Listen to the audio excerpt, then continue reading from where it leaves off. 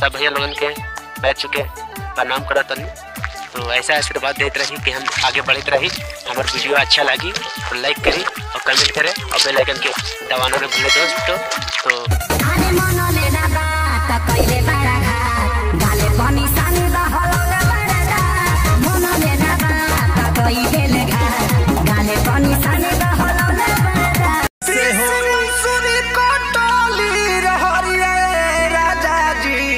तो पिटला बिना बिगड़ता खेसरिया।